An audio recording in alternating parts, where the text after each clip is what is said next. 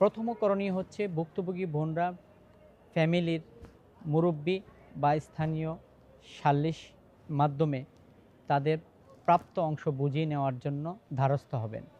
দ্বিতীয়ত হচ্ছে সেখানে সমাধান না হলে একজন আইনজীবীর মাধ্যমে ভাইদেরকে লিগ্যাল নোটিশ দেওয়া যেতে পারে তাদের ওয়ারিশি সম্পত্তি বুঝিয়ে দেওয়ার জন্য। সেটাতেও কোনো প্রতিকার না হলে প্রত্যেকটি জেলা জজ আদালতে লিগ্যাল এইড অফিস রয়েছে, যেটা প্রি কেস মিডিয়েশনের একটা সুবিধা রয়েছে। মামলা মোকদ্দমায় যাওয়ার আগে ভাই বোনদের মধ্যে পারস্পরিক জমি জমা ভাগ বাটোয়ারা সংক্রান্ত দ্বন্দ্ব সংঘাত এড়িয়ে পারস্পরিক সম্প্রীতি, সহানুভূতি, ভ্রাতৃত্ববোধ, ভালোবাসার সৌধের মাধ্যমে তাদের বিরোধটাকে মীমাংস করে নিতে পারেন।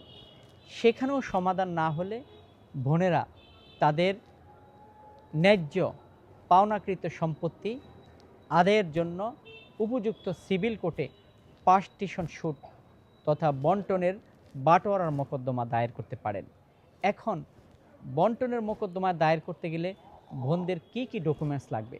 প্রথমত, যে বাবার ওয়ারিশ সূত্রে সম্পত্তি দাবিদার হতে চান, বাবার মৃত্যু সনদ এবং তার ওয়ারিশ সনদ লাগবে।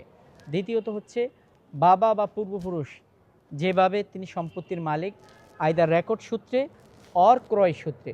ক্রয় সূত্র হইলে খরিদা দলিল এবং বায়া দলিলগুলো সংগ্রহ করে উপযুক্ত আদালতে আশ্রয় গ্রহণ করলে ভুক্তভোগী অধিকার বঞ্চিত বোনেরা তাদের অধিকার ফিরে পাবেন।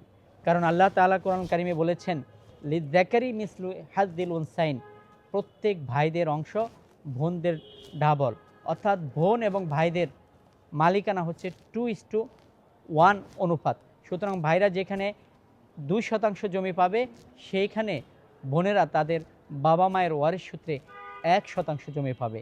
এখানে ওয়ারিশি সম্পত্তি থেকে বঞ্চিত করার কোরআনেও কোনো সুযোগ নেই এবং প্রচলিত আইনের সুযোগ নেই। সুতরাং ভুক্তভোগী বঞ্চিত বোনেরা আপনাদের অধিকার জাগ্রত করার জন্য উপযুক্ত এখতিয়ারবান কর্তৃপক্ষের কাছে ধারস্থ হন।